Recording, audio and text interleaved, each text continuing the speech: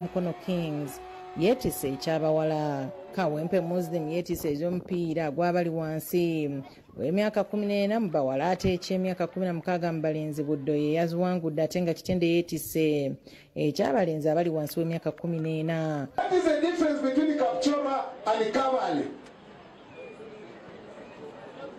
All of you are on high altitudes. Why are you not having children here running?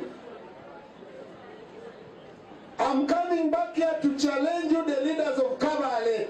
Baba St. Mary's Kitende bakomyewo olwaleero nga banjulidde abakulu b'essomero ebikopo 3 bye bawangudde mu mpaka zino nga kuno kuliko ekya netball, basketball 3x3 n'ekyomupiira ekyabawala wansi w'emyaka 15 n'ekyomupiira ekyabalenzi abali wansi w'emyaka 14.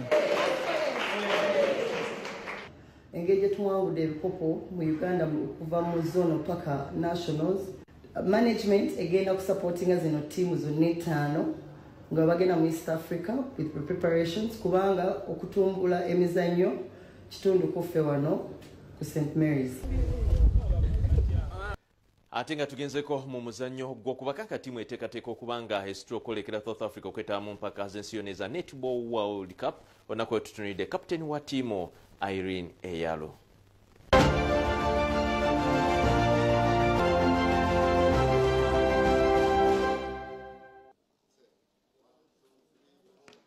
Irene Eyalo yazalibwa mu mwaka 1997 disitulikiti Erego nga weze egy'obukulu 26. Omuzannyo gw'okubaka gutandikira mu kibiina kya 5 wabula abatannagukaza kitaawe n'afa. Oluvannyuma lw'okufiirwa kitaawe ab'enganda ze bakamutema naye batalina ssente za kuweera mwana wa buwala ne bamusindika okugenda mu bufumbo nga ssente ze balinawo zaali za kuweera balenzi. So my brothers, they were like, they won't make a mistake to waste their school fees for ladies, because once when they're in P7, P6, they love that thing of getting married easily. They're after men. So they were like, they won't make a mistake to do what, to waste their school fees on girls. They will only concentrate on boys. Olw'obwagazi bw'okusoma okubaka lyali ekkubo lyokka okumukuumira mu ssomero kubanga tewaali ssente. So I had to start playing netball from primary 5. After reaching P7, I got a bursary right from senior 1 up to senior 6. And then after finishing senior 6, still I was on bursary. I had to join like university. I was also studying for free because of netball. And then Mubiri 21 oluvannyuma lw'okumaliriza emisomo mu business administration e Kampala University yasalawo okudda e Terego avuganya ekifo ky'omubaka omukyala wabula akalulu yakavamu n'obulubiri bwokka. So if you get a chance of reaching at least senior 6 or university, just know people will begin to at least give you much respect, whereby you can get chances of getting those big positions.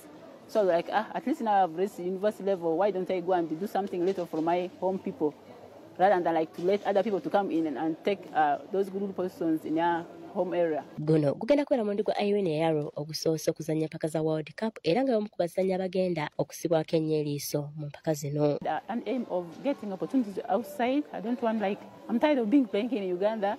That's why I want to hustle very much so that if I get out there for the World Cup, I can be getting a chance of having professional team outside the country. Agenda mpaka zino ng'angulidde Uganda empaka eziwerako omuli eza World University Netball Championships ezaali wano mu 2018, eza Pent Series ezaali mu Windhoek ekya Namibia mu 2021, wamu n'okuyamba Uganda okumalira mu kyokubiri empaka za Africa eza African Netball Championships nazo nga zaaliwo mu 2021 mu Namibia.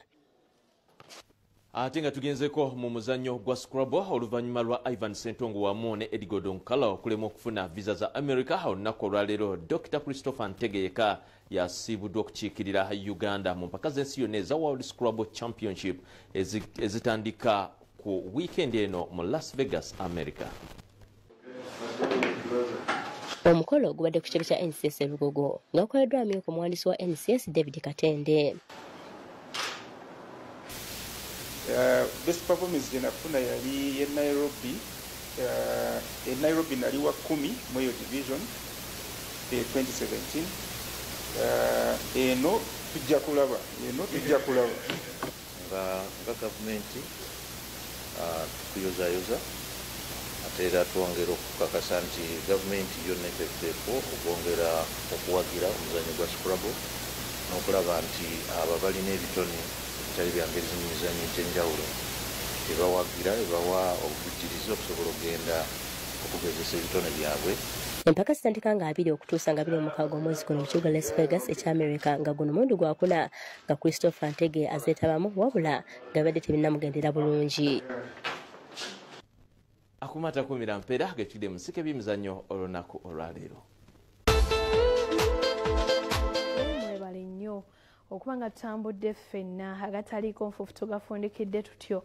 Mbadde Sanyu Robina Mweruka ne Mebo Mulungi. 12 ez'okumakya tugenda kuba tugabaddiramu. N'olwekyo musule bulungi, mweraba naye temwerabira bakushona designers Kura Gomez ez'omulembe.